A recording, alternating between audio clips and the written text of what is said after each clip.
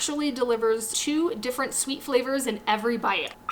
Oh my goodness, that is so incredibly sharp. Hello everyone. Before we get into this video, let me introduce myself. My name is Em. I do all kinds of things on this channel, such as gardening, cooking, food preservation, and all types of different crafts. A little backstory before we jump in. I live in an apartment, and therefore I don't have any green space around to grow anything. Last year, I joined a community garden for the first time ever, and I absolutely loved it. I loved having a space to grow anything I wanted. But for this year, we moved to another city, so I cannot keep my old community garden plots. I had to get new ones. So in this video, you will see if and what kind of community garden plot I maybe got, and we are gonna go over all the seeds I bought to grow this year. I am so very excited to get gardening season like up and running. I hope that you are also so excited, or at least excited to watch me do gardening stuff. If you're like me and you also live in an apartment, or you have a community garden plot, or you garden on your patio, you should consider subscribing for more gardening content. I usually harvest way more than I can consume, so I love to can things, dry things in my dehydrator, freeze things, ferment, pretty much anything under the food preservation umbrella I love to do. So later in the season when we're harvesting, look for tons of garden preservation videos and all that stuff. So let's get into the video. Good morning. It is 7:57. I'm gonna get a community garden plot. There are 9 plots available in the one that I want. I have a map open so I can see the garden, so I can pick a plot according to that. Although I don't know how they're numbered, I can at least pick one that's not near a bunch of people or something, or near a trail, you know? That makes sense. Oh, it's 7:59. Oh my gosh. Oh my god, it's 8 o'clock. It is 8 p.m. No, it's 8 a.m. Sorry. How do I do this? I think I did it. Did I do it? I think I got the garden. I'm so excited. I think it said it opens April 6th, so I can go there pretty soon, like a month or month and a half. I think I'm gonna go on one of these nice days and check it out. I don't think I'll be able to get in, but I can check it out from the outside. I hope the plot number I chose is a good one. I'm so nervous. So I went to visit the community garden and check it out, see what it looks like. It was very snowy still. I didn't get much footage, so I might replay this footage over and over just to have some time to talk. This garden plot is absolutely massive. The last community garden I was at, the plots were 4 feet by 8 feet, and I had 2 plots. This year I will only have 1 plot, and the plot will be 10 by 20. It is absolutely giant. I was not expecting it to be as big as it actually is. Planning where to plant things this year will be a little tricky, but I think I will figure it out eventually. There were also some really cute ducks nearby drinking the melted snow, and we also saw a marmot, I think that's what it was, swimming around in the pond nearby. So freaking cute. Can't wait to have some warm weather and finally get my hands into this garden plot. So the sun is like kind of setting right now, so the lighting is a little weird. After I got to the community garden plot, I went and ordered a bunch of seeds that I needed, and they are here today. I'm so excited to open them. Honestly, I ordered these last week and I cannot remember what I bought, so let's get into this box. I'm so excited. I ordered from True Leaf Market, which I've never ordered from before, but my mother-in-law got me some seeds for Christmas, and that is where she got them. It's Christmas. I got seeds for my mother-in-law, which is amazing. Chervil, I don't know. Parsley, large leaf sorrel, borage, salad burnet, and lemon balm. These are used for making a green sauce, a green German sauce. I think there's like 7 in there. There's 2 more that didn't come in this, what I got. I think it's like chives and something else. Anyway, they all make this one sauce, which I'll put up on the screen.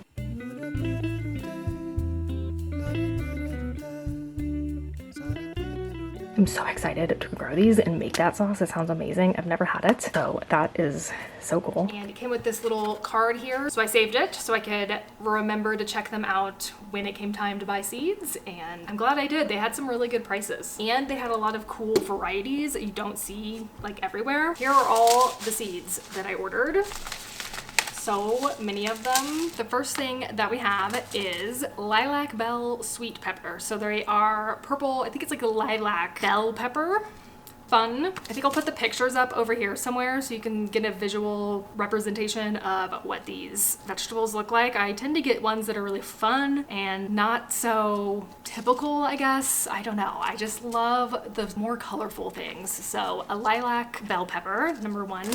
Love. This is lacinato. Lacinato? Is it lacinato? Lacinato? I don't know. This is dinosaur kale or Tuscan kale. It is my favorite. It is like a flat leaf kale and just so much easier to pick worms off of if you're having a worm problem. This is crookneck summer squash, so just a yellow summer squash that has a crook neck, I guess. I don't know how to explain that. It says that it's a bush type plant that produces copious yields of buttery yellow squash with a narrow curved neck.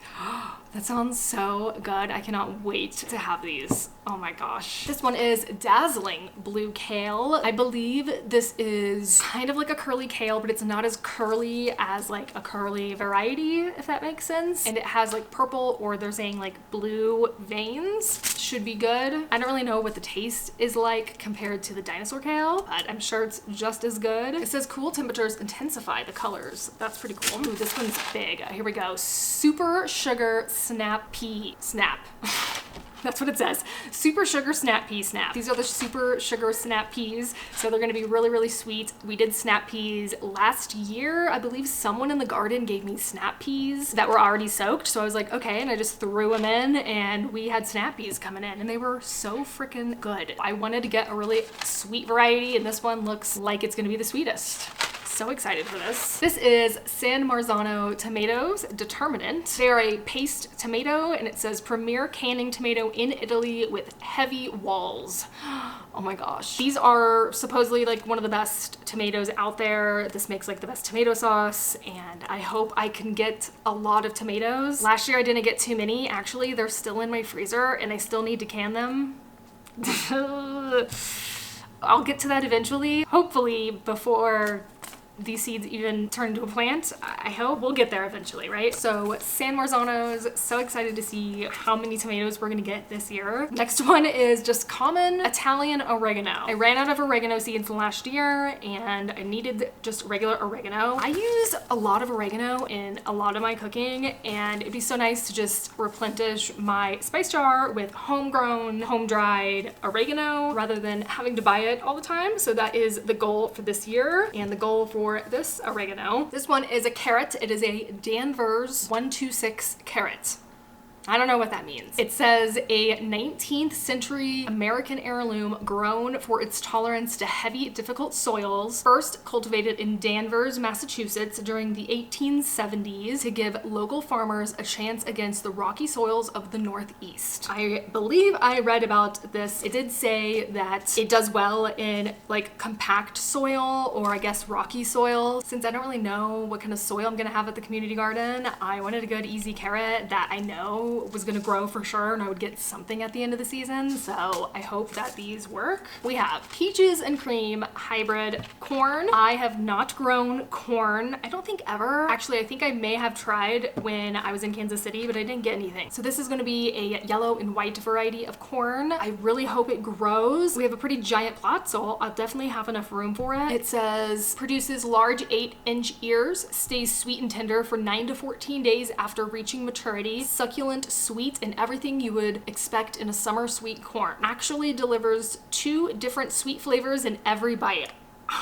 That sounds so good. Oh, I cannot cannot wait. We are gonna try our best to make sure this corn survives. This one is a Orange King sweet bell pepper. So this is going to be an orange bell pepper. These are the only two bell peppers that I'm gonna have, the purple one and this orange one. I think that's gonna be actually really pretty to see together if we can actually successfully grow a bell pepper plant this year. Last year, I did not have the best luck with them and I'm hoping this year it's gonna be different. So bell peppers, please, please, at least give me one big juicy bell pepper. I'm begging you. This is dark opal basil. It is a purple basil variety. I grew this last year and I love it. It's so beautiful. It smells and tastes just like normal green basil, but it's purple and it's so beautiful. It's like kind of shiny and it has a sheen. It says opal, so it is kind of like almost iridescent and has different colors in it depending on the light reflecting on it, if that makes sense. It's beautiful. It's so lovely. And I hope I can have a gigantic crop of purple basil in the garden. It's gonna be so, so pretty. This one is a heirloom rainbow blend tomato. So these are gonna be like slicing tomatoes that are just a variety of heirloom tomatoes, kind of like the ones you see in the store that are like rainbow heirloom tomatoes. This is kind of the same thing. It says blend of, oh, this is interesting and scary. It says blend of determinate and indeterminates. Indeterminates grow indefinitely through the season, producing nonstop fruit while requiring heavy support.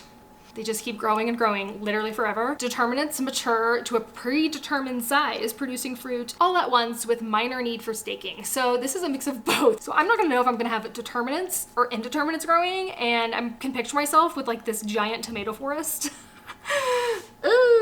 Okay, well, hey, it's an experiment, always an experiment. We will see what happens and how the garden looks in August. It should be really interesting.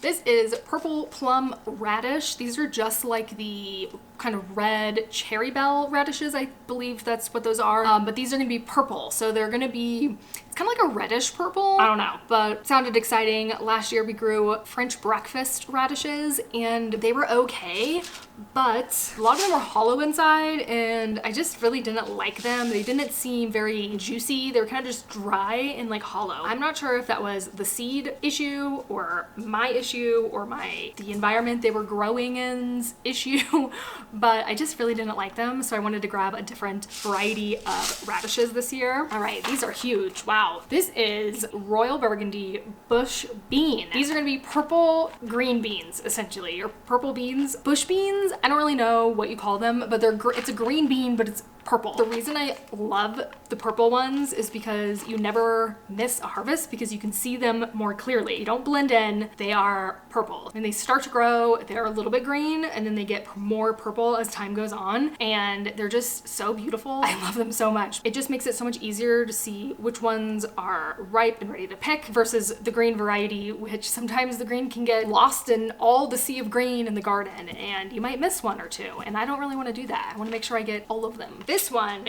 is fun. I was at H Mart the other day and I'll put up on the screen what I saw, but it's this thing. It looks like a daikon radish, but it was like short and kind of squat, and I just loved the shape of it so much. So I took a picture of it, I reverse Google searched the image, and I figured out what it was, and True Leaf Market had the frickin' seeds there. I didn't know where I was gonna find these seeds, and honestly, I didn't think I would find it on True Leaf Market because it just seems like a kind of, you know, random seed that we don't really see a lot in America, but they had it, which was amazing. So I bought it, of course. These should produce some funky looking radishes, and I'm so excited to see how these grow, how they turn out, and just what they look like. I don't know. It's just so fun growing things when you've never grown them before and just seeing how it turns out. The back says, this early maturing, slow bolting Korean radish is tender and crisp with almost no pungency with excellent flavor. This is a Cheonggak type of Korean radish, also known as an Altari type Korean radish with green shoulders. It is suitable for spring and fall crops, and its white roots grow 3 to 4 inches long. Great choice for kimchi pickling. Yum, I'm so excited. These should be just so fun. Can't wait to grow these. Can't wait to harvest them and see what they look like. And honestly, I definitely want to pickle them, make kimchi out of them, make something out of them. Very excited for these. So the last thing I got is not seed related. I think I had to get like one more thing and then I think I would get free shipping. So I fell into that trap and I got this hoe thing. This hoe. Yes, Japanese hand hoe. It is so, so cool. This is what it looks like. It looks very sharp. Oh my goodness. Ooh-wee. That is so, so incredibly sharp. Okay, exciting. So this can be used on weeds and yeah, I believe you just push it into the dirt and go like this and it should take care of the weeds for you. I don't really know. We'll have to try it out when the time comes, but until then, we have one of these and I'm so excited to use it. I should probably put this in here and like keep it in there until I need it. The next order of business is setting up the greenhouse so we can start all of these seeds indoors. So we have to go do that. I unboxed some lights for the greenhouse, which I will show you a clip of right here. Slowly things are coming in for the garden and I just got an Amazon package right now. By garden, I mean starting my seeds inside. That's what I mean. So I bought some lights on Amazon. I hope that they're good. I'm also going to use that light behind me because that is actually a grow light that I've been using as a lamp. These are like flat lights. I forgot how much they were, probably $25 or something like that. Pretty cheap. It came with sticky things and zip ties, and I was actually thinking about using zip ties anyway, so that's pretty nice. Oh, I think that's 2. Oh wow, they're so thin. Look at that. It's just a piece of metal with lights on it. Ah, so these are the cords. They get plugged into here. It has a little remote thing. I think you can adjust the brightness and it has a timer for 3 hours, 9 hours, and 12 hours. Then zip tie it to your shelf. Plug this in somewhere. These all go to all the other ones and the plants will have sufficient light. I hope. I really hope. Like I said, I'm gonna use those lights in the greenhouse. I hope they work out. Let's go, I guess let's go set up the greenhouse now.